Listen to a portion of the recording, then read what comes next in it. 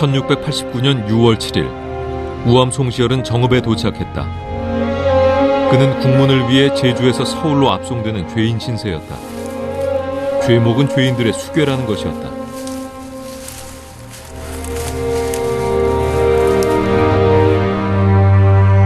여기서 말하는 죄인들이란 서인, 즉 노론의 무리를 일컫는다. 하루아침에 권력을 잡은 남인 세력은 조선에서 가장 막강한 힘을 가졌던 붕당의 영수를 사지로 몰아넣은 것이다. 송시열을 중심으로 또다시 노론 세력이 결집할 것이라는 우려 때문이었을까. 서울에 당도하기 전에 우암에게 사약이 내려졌다. 자신의 죽음을 예견이라도 한 듯 그는 의연하게 명을 받들었다. 83세의 파란 많은 생애가 정읍에서 막을 내린 것이다.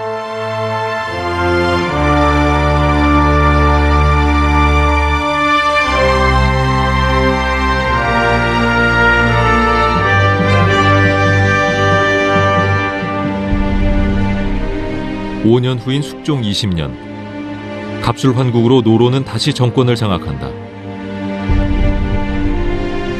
다시 찾은 권력으로 우암은 복권되고 정읍에 그를 배양하는 서원이 건립된다.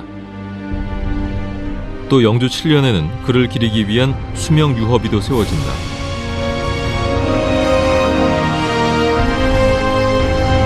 한 인물을 죄인으로도 또 시대의 대학자로도 바꿀 수 있는 붕당 정치. 치열했던 조선의 당쟁. 그 중심에는 우암 송시열이 있다.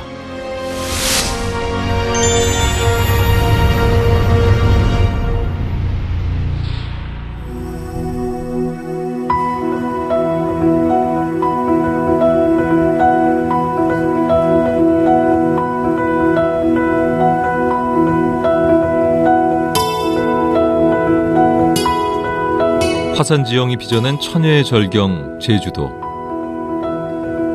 쪽빛 바다와 이국적인 풍광으로 우리나라에서 손꼽히는 대표 관광지다.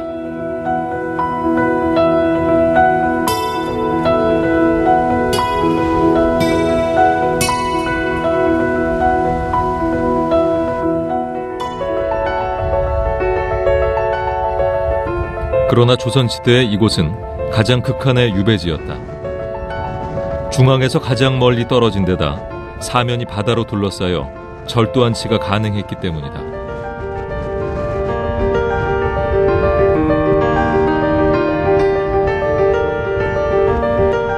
사형 다음으로 무거운 형벌 유배. 한 번 귀양을 떠나오면 돌아가지 못하는 경우가 다반사였다.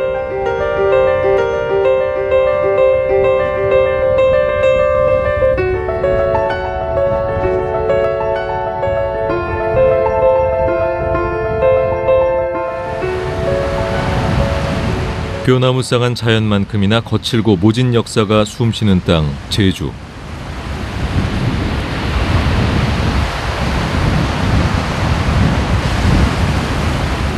(1689년) 정월, 송시열도 이곳으로 쫓겨나게 된다.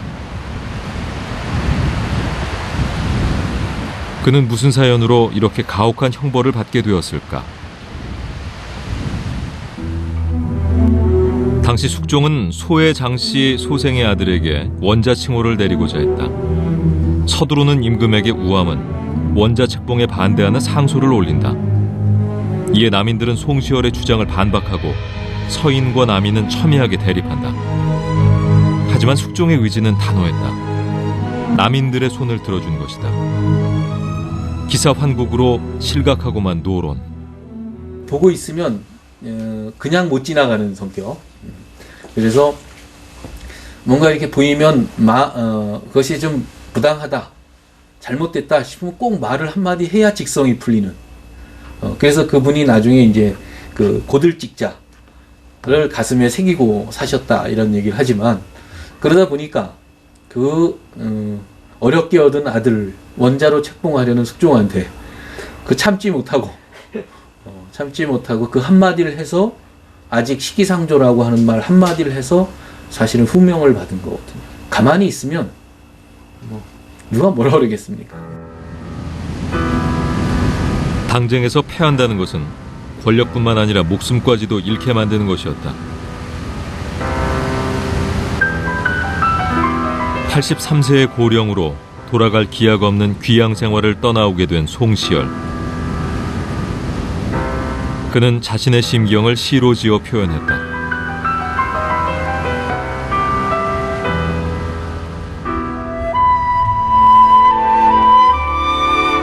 여든이 넘은 늙은이가 말리 푸른 물결 한가운데 왔도다. 말 한마디가 어찌 큰 죄랴마는 3번이나 내쫓겼으니 앞이 막혔구나. 북녘 대궐을 향해 머리를 돌려보지만 남쪽 바다에는 계절풍만 부네. 귀한 옷을 내리셨던 옛 은혜를 생각하면 외로운 충성심에 눈물만 흐르는구나.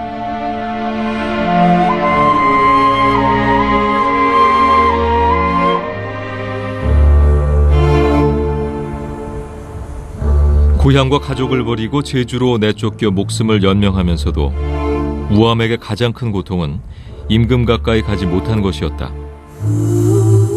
절망뿐인 생활이었지만 우암은 후황양성에 힘을 쏟았다.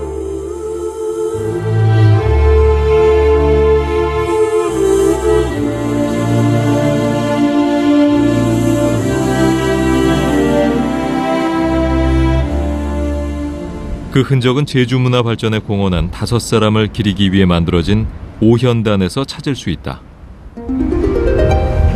비문조차 남아있지 않은 작은 제단. 여기에 모셔진 오현은 제주 목사로 부임해온 규암 송인수와 안무사로 왔던 청음 김상원, 그리고 이곳에 유배된 충암 김정과 동계 정원, 우암 송시열을 일컫는다.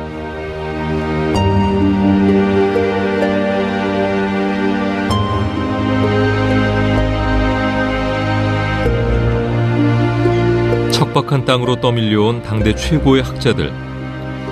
그들은 제주 유생들에게 학문을 전수해 제주 문화 발전에 많은 영향을 주었다.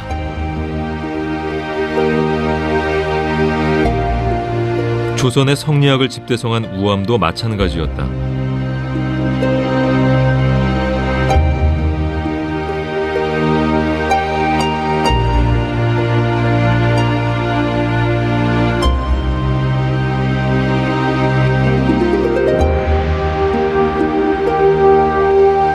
오현단 중간에 위치한 우암정려 유허비.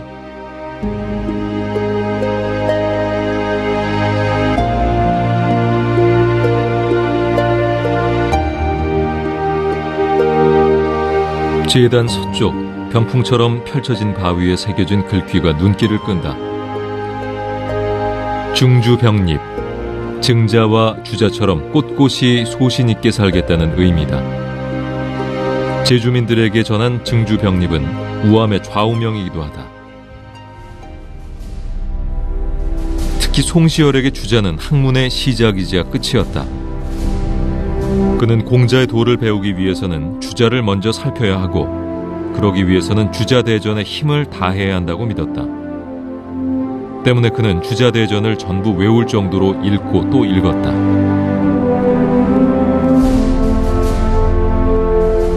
우암은 주자대전 가운데 난해한 구절을 뽑아 주석을 붙인 책 주자대전차이를 썼다.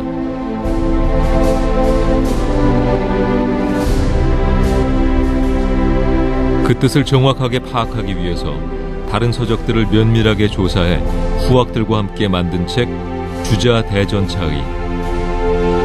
이는 총 100여 권에 달하는 방대한 양으로 주자에 대한 가장 완벽한 해석서로 평가받고 있다. 무너진 질서를 회복해내고 또 그 국가의 기강 자체가 무너져 있는 데다가 청으로부터 당했던 여러 가지 국권 유린의 측면에서 조선을 되살릴 수 있는 길은 송시열에게 있어서는 주자학을 올바로 세우는 일이다라고 하는 그런 개인적인 판단을 하게 되었습니다. 이것은 오늘날 중국이나 일본 등